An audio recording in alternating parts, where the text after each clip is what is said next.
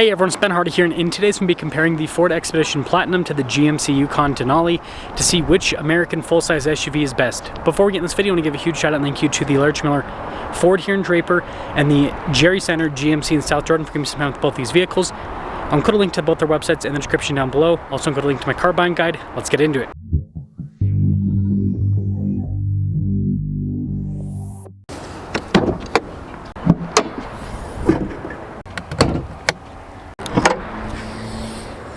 Powering the Ford is a twin-turbo 3.5-liter V6 that goes through a 10-speed, fuel economy is 15 around town, 22 on the highway, with power outputs being 400 horsepower and then 480 pound-feet of torque.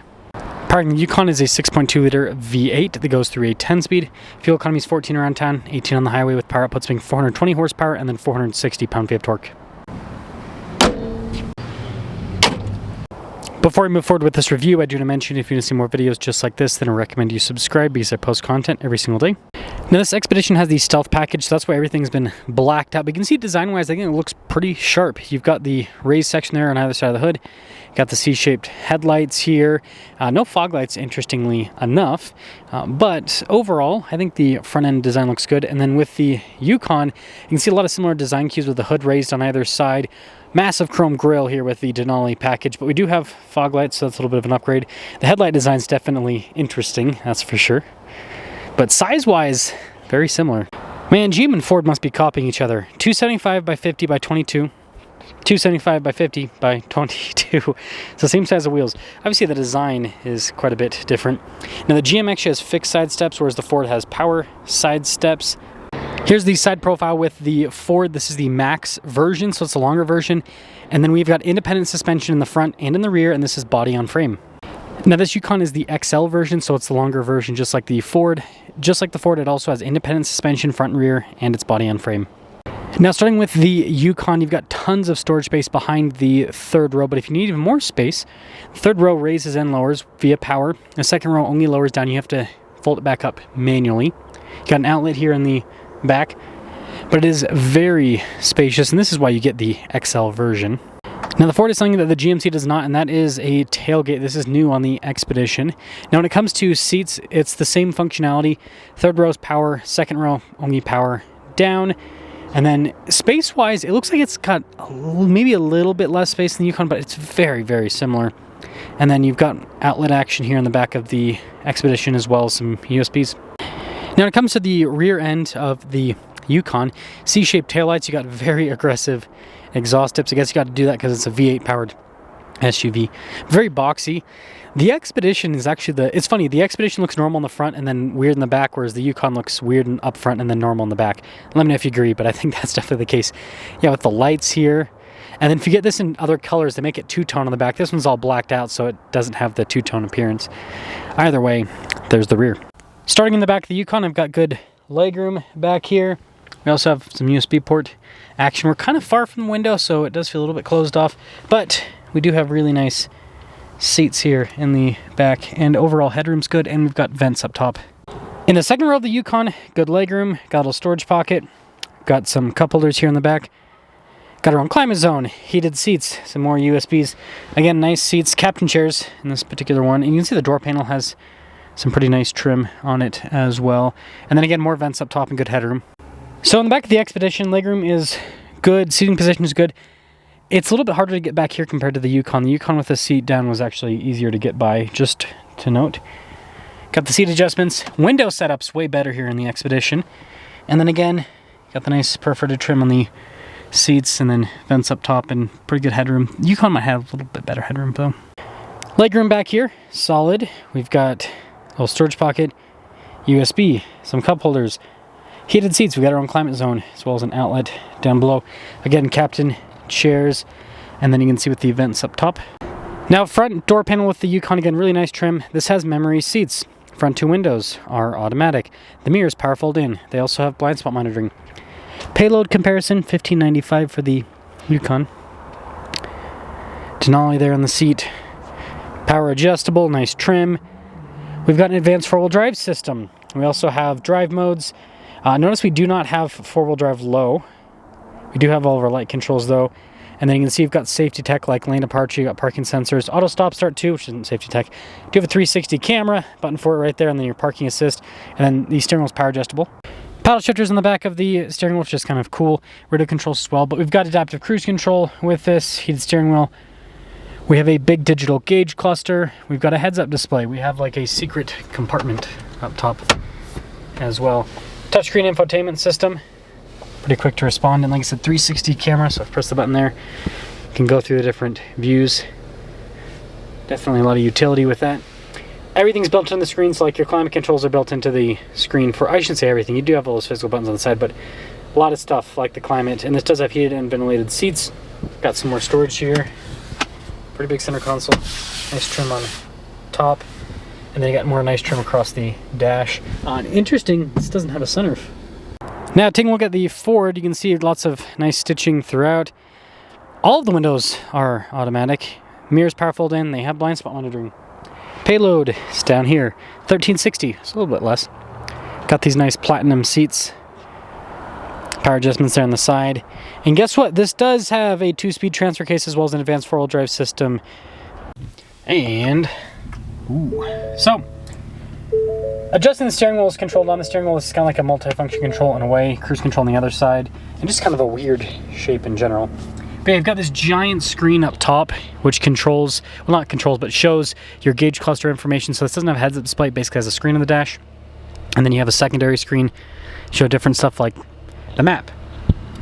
And then we do have a 360 camera just like the Yukon. And then stuff like the climate, heated and ventilated seats is all controlled in the screen.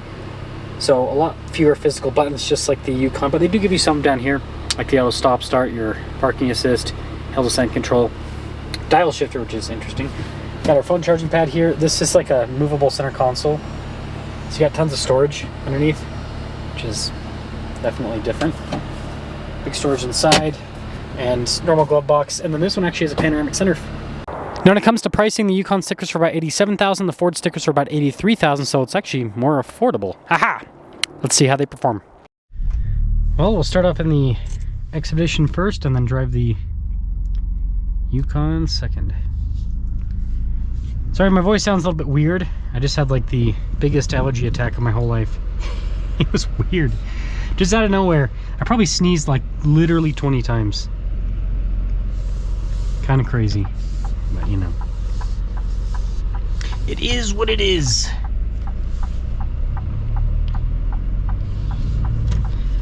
Man, I like this new steering. I know a lot of people are gonna say, I don't know about it, but for like a big luxury SUV like this, it just makes so much sense. It just makes it feel like it's easy to maneuver. Oh, it's just a nice setup. Like if this was in a sports car, I'd hate it. And even if it was like in a smaller, no, even if it was a smaller vehicle, it wouldn't be too bad. Most modern vehicles are pretty big and heavy, so it's like 6s anyways. The torque's great. Got great low end.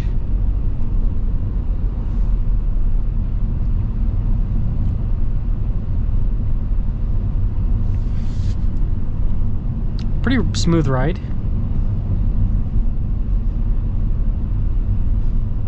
Oh, this mirror's not adjusted at all.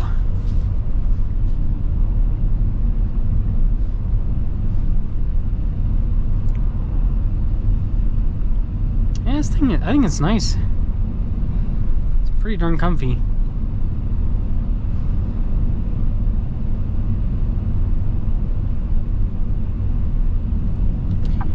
Turn in here.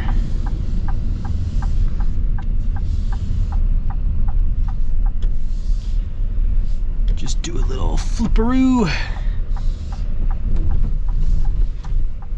You know, it's honestly not like it's not bad at all over the bumps. It's actually pretty comfortable. And again, it's independent suspension, body on frame, so the frame takes part of the impact, and then the independent suspension isolates the impact. So it just leads to a smooth ride.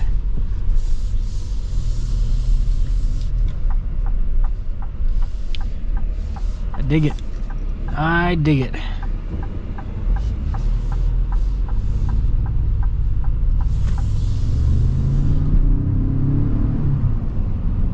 Good power.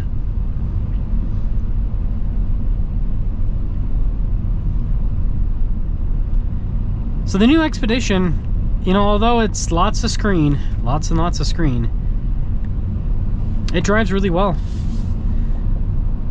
And the thing that I like about this new Expedition more than anything else, believe it or not, is actually the steering. At least how it feels. It's a setup that makes sense for a full-size SUV. So see how it compares to the Yukon and see if the Yukon's really worth the extra money.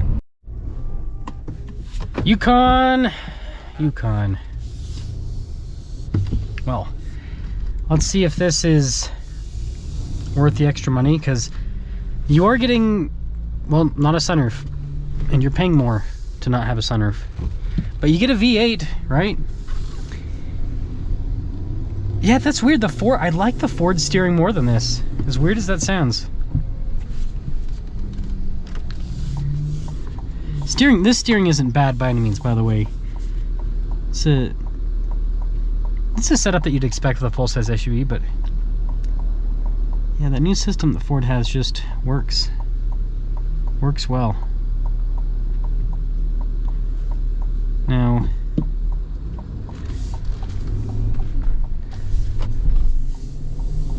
this kind of feels more trucky than the Ford.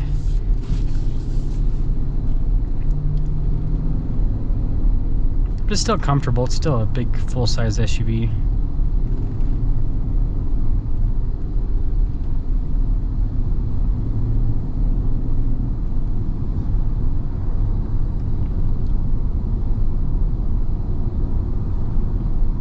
V8's got great low-end torque, just like the turbo V6 in the Ford.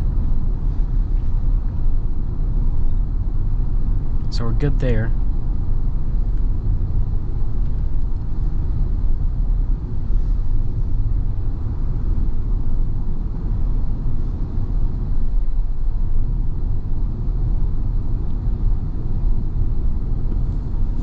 And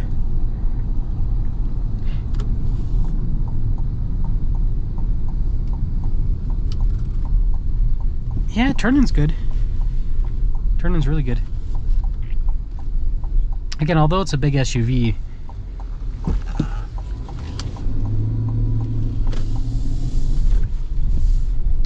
I actually think it handles the big bump a little bit better than the Ford did.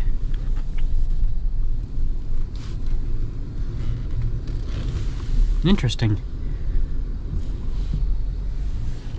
They both definitely drive big, though.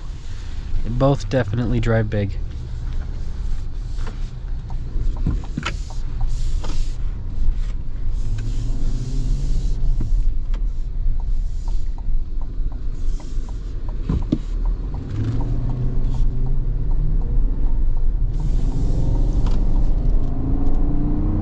Gotta love the V8 sound. It's a nice drive. Yeah, I think that this shows that, I mean, Ford's kind of undercutting GM. They're offering more for less. So value-wise, the Ford definitely kind of takes it, but let me know which one you'd pick.